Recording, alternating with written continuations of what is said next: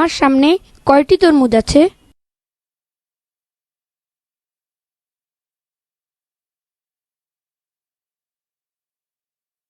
একটি। আমি এখন তরমুজটিকে 8টি সমান টুকরো করব।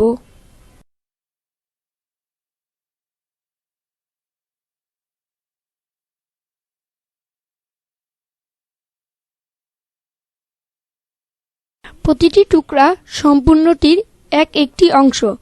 সম্পূর্ণটির জন্য প্রতিটি অংশকে ভগ্নাংশ বলা হয়। ভগ্নাংশ সমান ভগ্ন যোগ অংশ। ভগ্ন অর্থ ভাঙা, অংশ অর্থ ভাগ বা টুকরা, অর্থাৎ ভগ্নাংশ শব্দটির অর্থ হল ভাঙা অংশ। বুঝেছি, ভগ্নাংশ মানে একটি সম্পূর্ণ জিনিসের সমান সমান অংশ।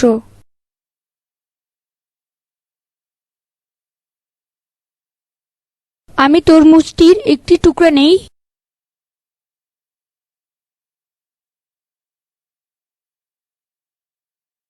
তুমি কয়টি টুকরো থেকে কয়টি নিয়েছ?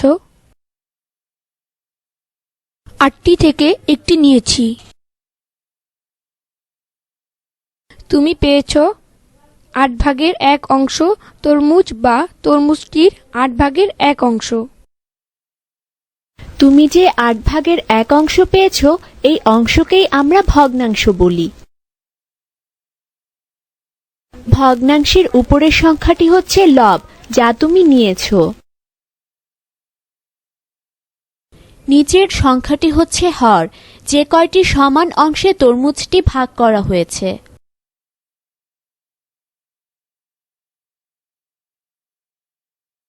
হর ও লবের মাঝে যে দাগ দেয়া আছে তার নাম ভগ্নাংশের বার, যা দিয়ে হর ও লবকে আলাদা করা হয়।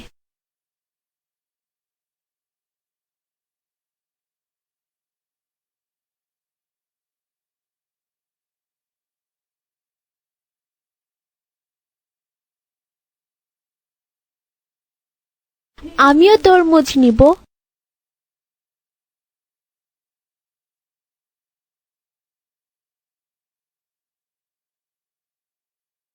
মিনু যত অংশ পেল তা ভগ্নাংশে বলো। ভগ্নাংশটি হবে 8/4 অংশ।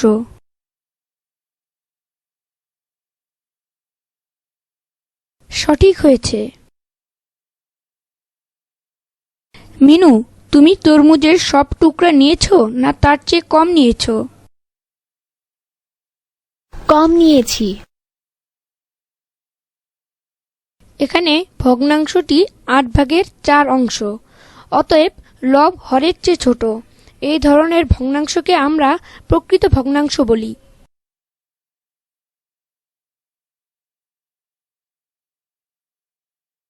আমি এখন একইভাবে একই রকম আরও একটি তরমুজ কাটব।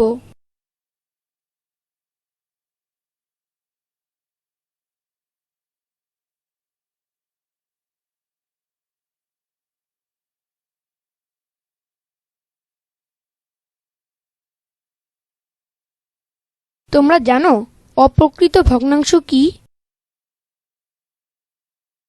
জানি না। যে ভগ্নাংশের লব বড় ও হর ছোট তাকে অপ্রকৃত ভগ্নাংশ বলে।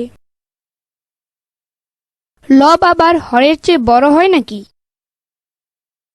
হ্যাঁ, হয়। মিনু, তোমার নেওয়া তরমুজের অংশ কত? 8/4 অংশ। সুমন, তুমি তরমুজের কত অংশ পেয়েছ? 8/5 ভাগ। তোমাদের দুজনের অংশ যোগ করলে কত হবে?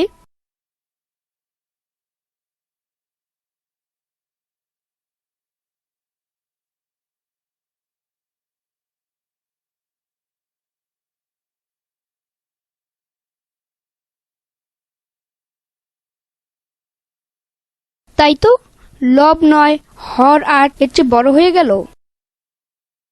ঠিক তাই, এ ধরনের ভগ্নাংশকে অপ্রকৃত ভগ্নাংশ বলে।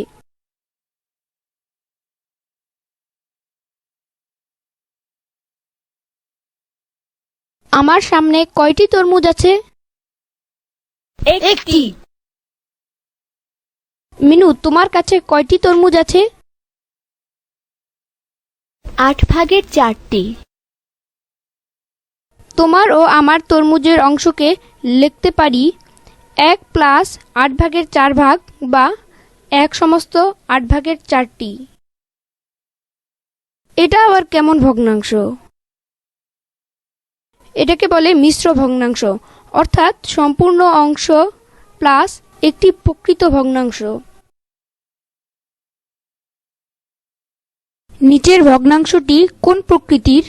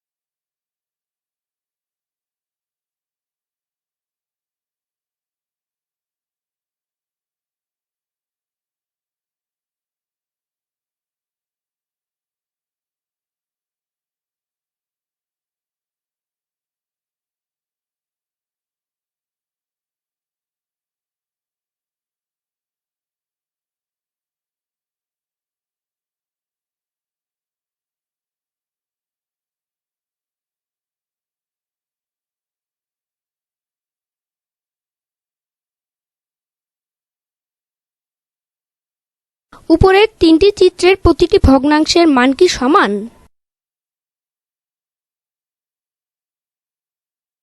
হ্যাঁ, সমান।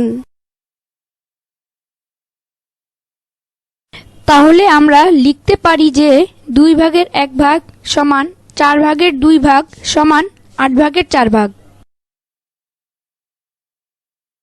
অর্থাৎ 2 ভাগের 1 ভাগ, 4 ভাগের 2 ভাগ, 8 ভাগের 4 ভাগ এইগুলো হলো সমতুল ভগ্নাংশ। সমতুল ভগ্নাংশ বলতে কি বুঝো? সাধারণভাবে 2 বা ততোধিক ভগ্নাংশের মান সমান হলে তাদেরকে সমতুল ভগ্নাংশ বলে। কিভাবে সমতুল ভগ্নাংশ পাওয়া যায়? একটি ভগ্নাংশের লব এবং হরকে একই সংখ্যা দিয়ে গুণ বা ভাগ করলে একটি সমতুল ভগ্নাংশ পাওয়া যায়।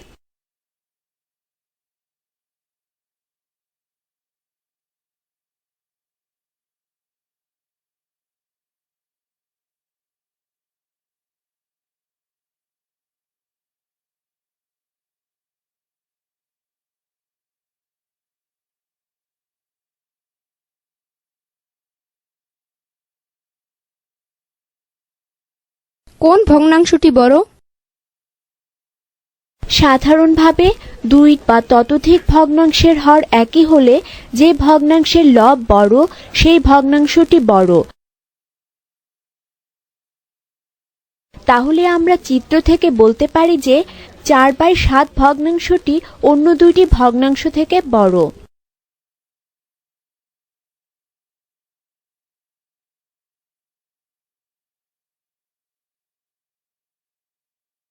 কোন ভগ্নাংশটি ছোট?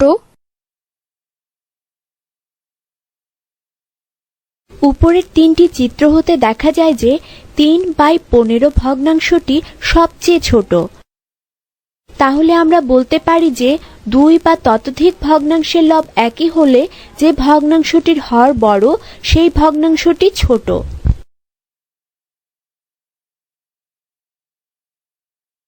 আজম সাহেব তার সম্পত্তির 1/8 অংশ স্ত্রীকে,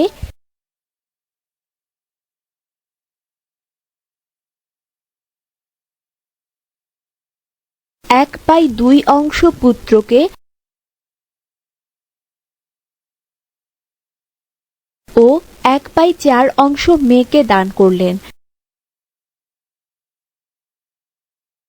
তার অবশিষ্ট সম্পত্তির মূল্য 20,000 টাকা। মোট সম্পত্তির মূল্য কত?